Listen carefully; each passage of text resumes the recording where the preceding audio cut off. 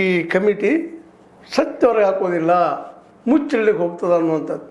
ಇದ್ರ ಹಿಂದಿದ್ದವ್ರು ಯಾರು ಹೊರಗೆ ಬರಬೇಕಾಗಿದೆ ಅಂತೇಳಿ ಈಗಾಗಲೇ ಎನ್ಕ್ವೈರಿ ಮಾಡ್ತಾಯಿದ್ದು. ವಿಶೇಷವಾಗಿ ಈ ಶ್ರೀರಾಮ ಜನ್ಮಭೂಮಿ ತೀರ್ಥ ಟ್ರಸ್ಟದ ಹಿಂದಿದ್ದ ಅಧ್ಯಕ್ಷ ಚಂಪತ್ ರಾಯ್, ಆಮೇಲೆ ಗೋಪಾಲ್ ರಾವ್, ಇಂಥ ಅನೇಕರು 40 ಜನರು ಎನ್ಕ್ವೈರಿ ಮಾಡಿದೆ. ಈಗ ದುಡ್ಡು ಎಲ್ಲಿ ಹೋಯ್ತು, ಏನು ಎಂತು ಅಂತೇಳಿ.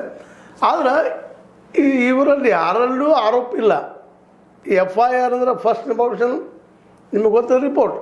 ಆ ರಿಪೋರ್ಟ್ದಲ್ಲಿ ಏನೂ ಇಲ್ಲ. ಅದು ಇಲ್ಲದೆ ಇವತ್ತು ತನಿಖೆ ಮಾಡ್ತಾಯಿದ್ದ ಅಲ್ಲಿಯ ಈ SIT ಇದನ್ನು ಪ್ರಶ್ನೆ ಮಾಡ್ತಾರೆ. ಮುಚ್ಚಾಕೋ ಪ್ರಯತ್ನ ಏನು ಆದಿತ್ಯನಾಥ್ ಅವರಿಂದ ಅಂತಾರೆ.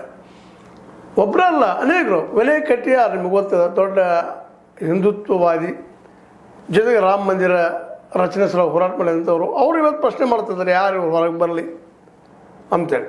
ಇದು 15 ದಿವಸ ರಿಪೋರ್ಟ್ ಕೊಡಬೇಕಂತ ಏನೋ ಆದಿತ್ಯ ನಮ್ಮ ಯೋಗಿ ಆದಿತ್ಯನಾಥ್ ಆರ್ಡರ್ ಮಾಡಿ ಕಮಿಟಿ ಮಾಡಿದ್ದಾರೆ. ಆದರೆ ಈ ಕಮಿಟಿ ಮೇಲೆ ವಿಶ್ವಾಸ ಇಲ್ಲ. ಯಾಕಂದರೆ ಈಗಾಗಲೇ ಭಾಳಷ್ಟು ಅವ್ಯವಹಾರಗಳಾಗಿದ್ದಾವಲ್ಲೇ.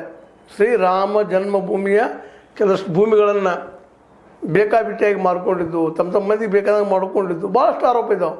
ಅದಕ್ಕಾಗಿ ಟ್ರಸ್ಟದ ಮೆಂಬರ್ಗಳೇನಿದ್ದಾರೆ, ಸದಸ್ಯರಿದ್ದಾರೆ, ಅವ್ರನ್ನ ಡಿಸಾಲ್ವ್ ಮಾಡಿ ತೆಗೆದು ಹಾಕಿ ಬಂದು ಏನಪ್ಪ ಅಂತಂದ್ರೆ ನ್ಯಾಯಾಂಗದಿಂದ ತನಿಖೆ ಆಗಲಿ, ಈ ಅಧಿಕಾರಿಗಳಿಂದ ಬೇಡ ಅನ್ನೋದು ಅಲ್ಲಿಯ ಏನಪ್ಪ ಅಂತಂದ್ರೆ ಈ ರಾಮ ಜನ್ಮಭೂಮಿಯ ಹಣವನ್ನು ಲೂಟಿ ಮಾಡಿದವರು ವಿರೋಧವಾಗಿ ಏನು ಇವತ್ತು ಪ್ರತಿಭಟನೆ ಮಾಡ್ತಾ ಇದ್ದಾರೆ ಅಥವಾ ಅಂತ ಕೇಸ್ ಆಗ್ತಾ ಇದ್ದಾರೆ, ಅವ್ರು ಹೇಳ್ತಾ ಇದ್ದಾರೆ.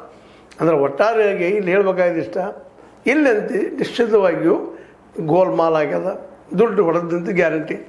ಇಲ್ಲಾಂದರೆ ಯೋಗಿ ಆದಿತ್ಯನಾಥ್ ಅವರು ಇಷ್ಟೊಂದು ಮುತುವರ್ಜಿ ವಹಿಸಿ ಒಂದು SITಯನ್ನು ಸಂಘಟಿಸಿ ತನಿಖೆಗೆ ಹಚ್ತಾ ಇರಲಿಲ್ಲ. ಆದ್ರೆ ತನಿಖೆ